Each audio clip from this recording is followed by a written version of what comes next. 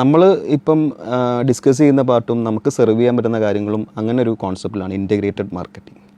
Correct. എങ്ങനെയാണ് ഒരു real world സിനാരിയോയിൽ ഇൻറ്റഗ്രേറ്റഡ് മാർക്കറ്റിംഗ് വർക്ക് ചെയ്യുന്നത്? ബേസിക്കലി നമ്മളുടെ വെബ്സൈറ്റിൽ വന്ന ഒരു യൂസർ എന്തെല്ലാം ചെയ്യുന്നുണ്ടോ, അവർ എത്ര ടൈം സ്പെൻഡ് ചെയ്യുന്നു, എത്രത്തോളം വെബ്സൈറ്റിൽ സ്ക്രോൾ ചെയ്യുന്നു, ഏത് ഏരിയ ആണ് അവർ കൂടുതൽ കൺസ്യൂം ചെയ്യുന്നത്, ഇങ്ങനെയുള്ള എല്ലാ കാര്യങ്ങളും നമുക്ക് ട്രാക്കബിൾ ആണ്, അത് മെഷറബിൾ ആണ്.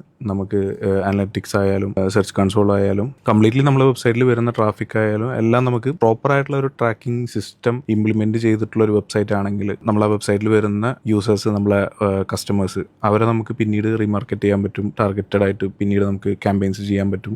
അവർക്ക് വേണ്ട സർവീസ് ചൂസ് ചെയ്തുകൊണ്ട് ലീഡ് സബ്മിറ്റ് ചെയ്യാൻ പറ്റുന്ന ഒരു ട്രാക്കബിൾ ആയിട്ടുള്ള ഒരു ഫോം. ഇങ്ങനെയുള്ള കാര്യങ്ങൾ ആക്ച്വലി പല കസ്റ്റമേഴ്സിൻ്റെ അല്ലെങ്കിൽ പല ക്ലയൻസിൻ്റെയും വെബ്സൈറ്റിനകത്ത് നമ്മൾ കാണാറില്ല. ഇത് ഒരു ഇൻ്റഗ്രേറ്റഡ് ആയിട്ടുള്ളൊരു ഈ മാർക്കറ്റിങ്ങിൻ്റെ അണ്ടറിൽ വരുന്നൊരു പാർട്ടാണ്. അതായത് ഒരു ലീഡ് ഫോം സബ്മിറ്റ് ചെയ്യുമ്പോൾ തന്നെ നമുക്ക് വേണമെങ്കിൽ അവർക്ക് വാട്സപ്പിലോട്ട് ഒരു കൺഫർമേഷൻ മെസ്സേജ് നമുക്ക് സെൻഡ് ചെയ്യാം.